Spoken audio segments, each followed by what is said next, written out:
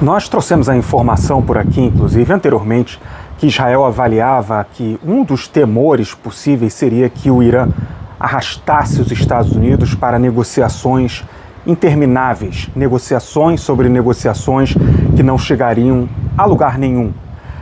Um temor especificamente, ele começa a se materializar, esse temor começa a se materializar a partir de avaliações aqui em Israel, aqui citadas até pela imprensa daqui de Israel, de que Israel considera que o presidente dos Estados Unidos, Donald Trump, ele possa até arrastar essas negociações com o Irã, pelo menos até o mês de novembro.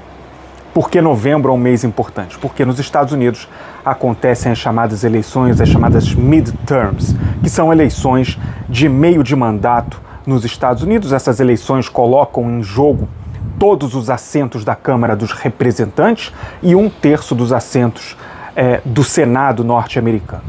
Normalmente, no jogo político norte-americano, essas eleições de meio de mandato, elas servem como uma espécie de termômetro, um referendo nacional sobre o mandato do presidente norte-americano atual.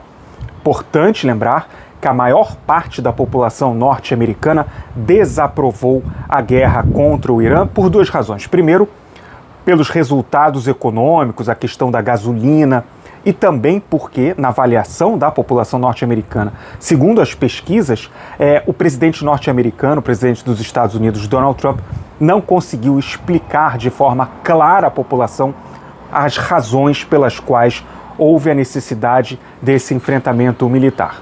Esses são dados considerados pelo presidente norte-americano, pela administração norte-americana, e por isso a avaliação aqui em Israel é de que pelo menos até o mês de novembro dificilmente haverá novos ataques dos Estados Unidos contra o Irã. Mas é importante também trazer a informação pública declarada pelo ministro da Defesa israelense Israel Katz, de que Israel planeja a possibilidade de levar adiante ações independentes contra o Irã, ataques contra o Irã, independentes no que se refere ao apoio norte-americano. Israel se prepara para levar adiante ataques israelenses sem a necessidade de apoio norte-americano. E aí é importante também trazer as informações anteriores, até divulgadas pelo próprio primeiro-ministro Benjamin Netanyahu, admitidas por ele, de que ele se prepara para que Israel se torne cada vez mais independente do apoio dos Estados Unidos. E esse é um ponto importante, porque esse vai ser um tema que vai voltar no processo eleitoral aqui em Israel, que deve acontecer no final de outubro, pelo menos essa indicação até agora. Israel hoje é um país profundamente isolado na comunidade internacional e muitos dos adversários do primeiro-ministro Benjamin Netanyahu o acusam diretamente por esse, digamos assim, fracasso do ponto de vista diplomático na arena internacional.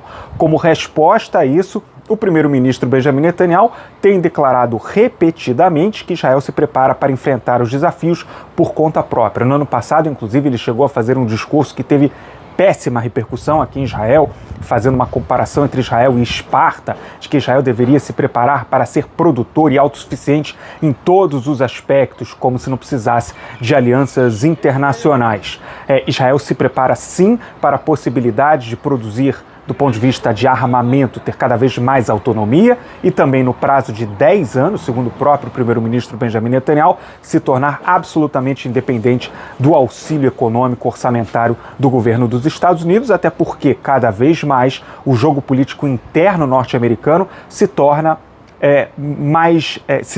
mostra sinais de rejeição a Israel, tanto do ponto de vista republicano, como por exemplo do vice-presidente J.D. Vance, quanto evidentemente do ponto de vista do Partido Democrata. Nas próximas eleições norte-americanas previstas, que vão acontecer em 2028, evidentemente existe até a possibilidade de que na chapa democrata esteja presente, por exemplo, Alexandra Ocasio-Cortez, congressista norte-americana, que tem como sua base ideológica um discurso profundamente anti-Israel.